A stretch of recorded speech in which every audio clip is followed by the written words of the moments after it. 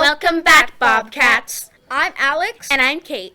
In our January broadcast, Anna and Mauricia will be searching for Baxter in our Where in the World is Baxter segment. Nathan, Ben, and Ashton are keeping us safe, responsible, and respectful with a rules reminder. Christian and Eduardo will be chatting with Tori Woods, the director of the school play Peter Pan. Aaliyah and Maddie are headed downtown to Bird in Hand for another installment of Our Town. Julia and Charlie will be interviewing kids on the playground.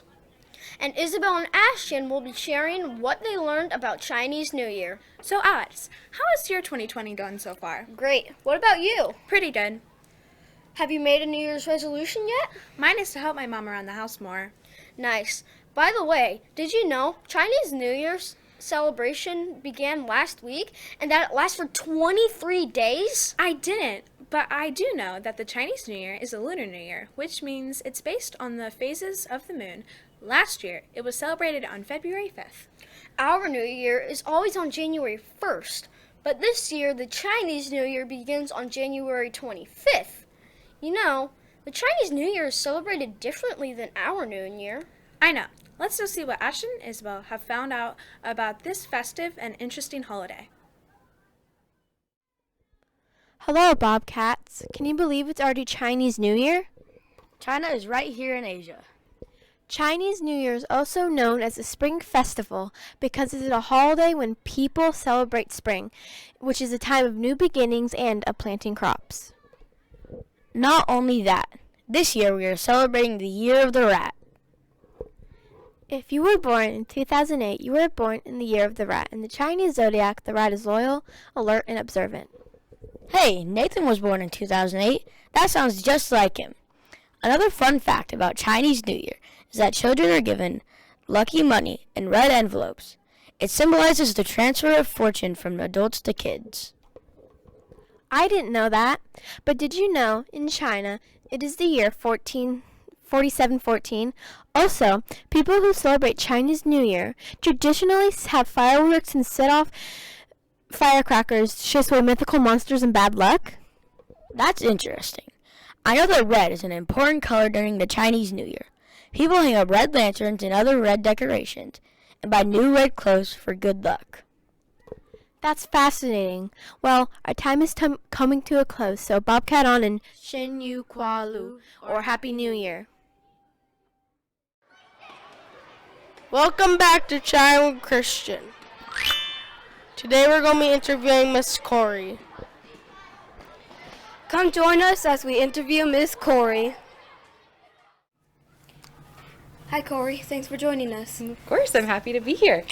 So what's this year's play going to be about? Well, this year's play is Peter Pan. It's a very classic version of the show. We have just over 80 kids in the play this year, which is pretty crazy. There's a lot of you guys that wanted to do the show. That's nice. Yeah. What was one of the worst things that happened during a play? Well, the worst thing that happens during a play is when kids break character on the stage, but backstage, the worst thing that happens is they get sick. So 3 years ago, when we did Haphazardly Ever After, almost our entire cast was throwing up by the end of the season. It was pretty crazy. We got a bad stomach flu, but you know what? They finished it out and really pulled through, and that show was hilarious. We had a great time. What is one of your favorite plays? My favorite play that I've been in or that I have directed? Like, you've directed. That I've directed? My favorite one is always the one that we're doing this year. But if I'm being totally honest, Haphazardly Ever After will always have a special place in my heart. What happened during a play that basically you thought the audience would see, but they didn't? What has happened during a play that I was worried about the audience seeing, but they didn't catch it? Like something like fell off onto the stage or something. One year we had a couple of props. We were not prepared with our props, and we had a couple of them fall on stage, and I was like, oh gosh, did everybody just notice that? And no one even said anything after the show. And that's what I try to tell the kids every year. I'm like, the only person that's going to know you mess up on that stage is you. The audience does not know. So, do you know how many plays you've directed? This will be my haphazardly ever after Robin Hood. This will be my 3rd year doing it by myself. And then I helped 4 years ago with Mr. Holy on his last play with Thumbelina.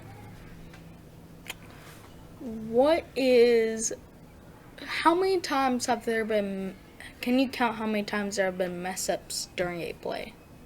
Oh, I would say countless times, but no one ever really notices. My favorite one was last year during Robin Hood.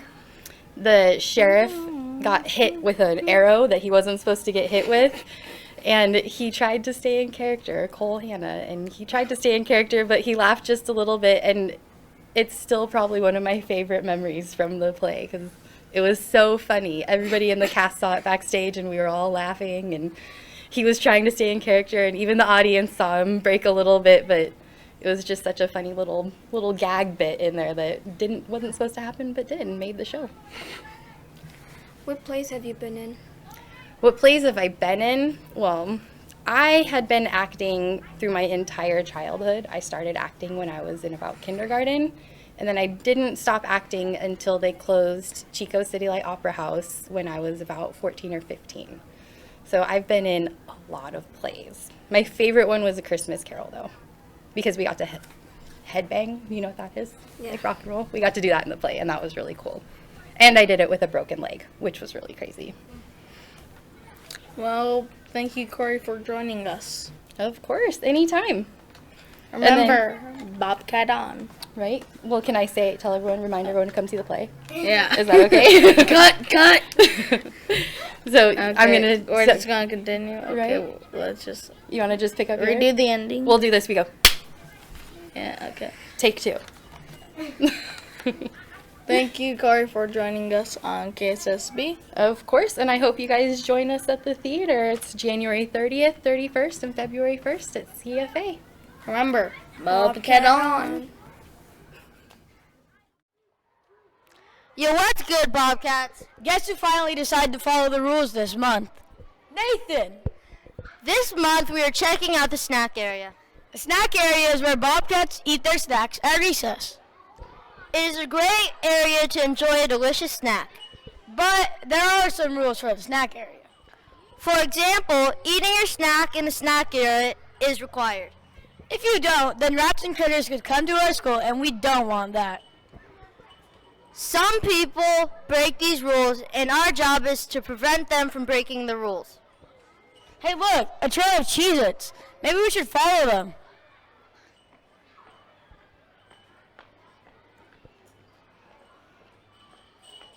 Ben, what are you doing here? I thought you were on vacation. Well, maybe.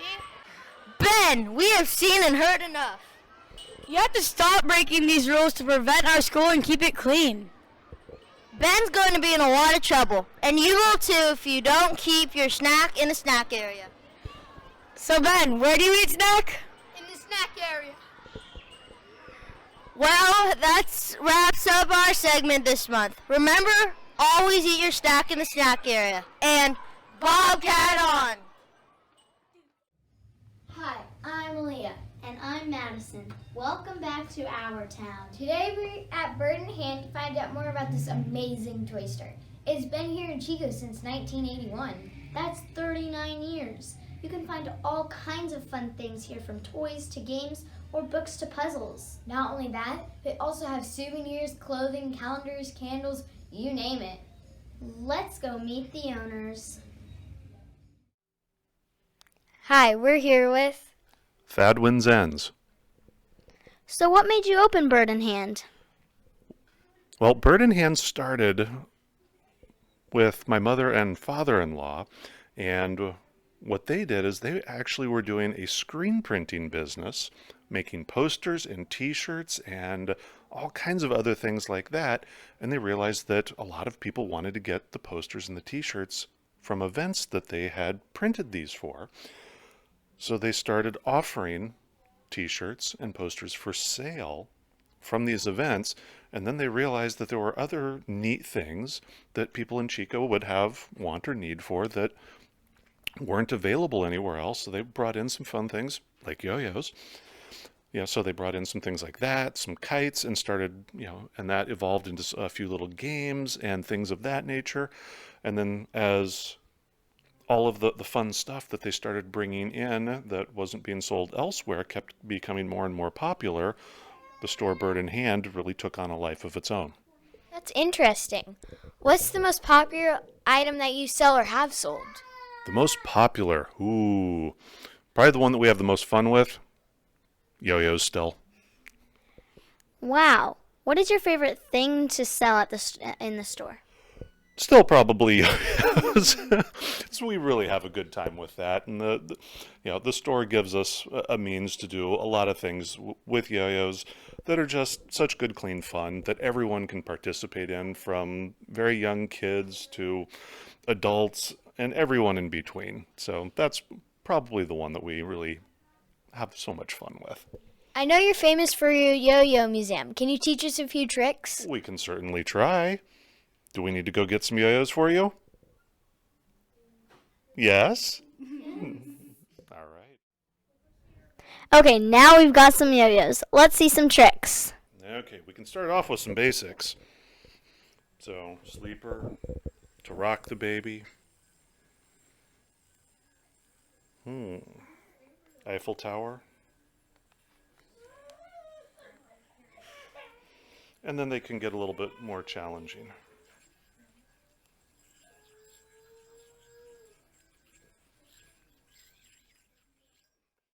Could you show us the one you made up? Yeah, the one that I made up is this one. And it was the first trick that actually used the string as its own little mounting point. And that starts getting into some kind of unusual technical things. So it's kind of a simple little component, but it was something very new at the time. Wow, it's cool that you made that up.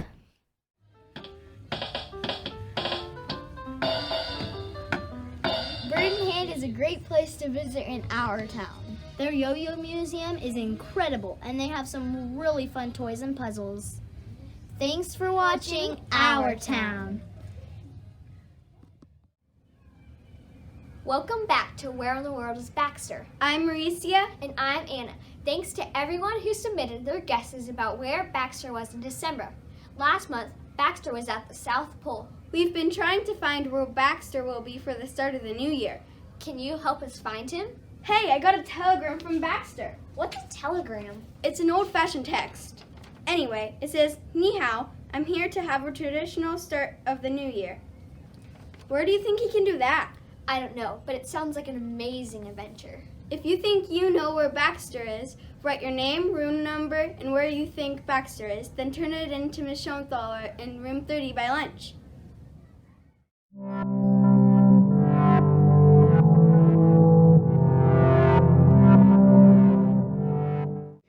So, where do you think he is? Good luck! Hey, Bobcats! We're here to ask some Bobcats questions about their 2020 year. The questions are, what are your goals for this new year? And are you used to writing the big 2020 on your paper? Let's head out to the 2020 Batmobile. Batman! Hi, today we're here with Addison and Olivia. So, what is your goal for this new school year, Addison? To spend a bunch of time with my family. That's cool. And what about you, Olivia? To get to a 10th grade reading level. Nice. And are you guys used to writing the 2020 on your paper? No. What about you? Yes. Nice. Hi, I'm Charlie, and I'm here with Clarabelle? So, Clarabelle, are you used to writing 2020 on your papers? Yes. And what is your goal for this new year? To be better at soccer. Nice. Hi, today I'm here with Isabel. And Isabel, are you used to writing 2020 on your paper? Yes. And what is your goal for this new school year? I want to be smart. That's cool. Hi, I'm Charlie, and I'm here with Brady. So Brady, are you used to writing 2020 on your papers? Yeah. And what is your goal for this new year? To get people to play together. That's a great goal. And we're back from the 2020 Batmobile. Wow, Bobcats had some really good goals. And not all of us are used to writing the big 2-0 on our papers. Thanks for watching the first Kids on the Playground of 2020. And to the next adventure as Superman. Wow, that was an amazing episode of KSSB. Don't you think so? Yeah, I liked it too. What was your favorite part? I really like chatting with Christian. The play sounds like it's going to be another great production, especially since we're in it. I encourage everyone to think about auditioning for the play next year. You meet new people. It's a super fun thing to do after school. It's really exciting to see everything come together and be on stage for an audience. Thank you for tuning in to KSSB. See you next time. Bobcat on!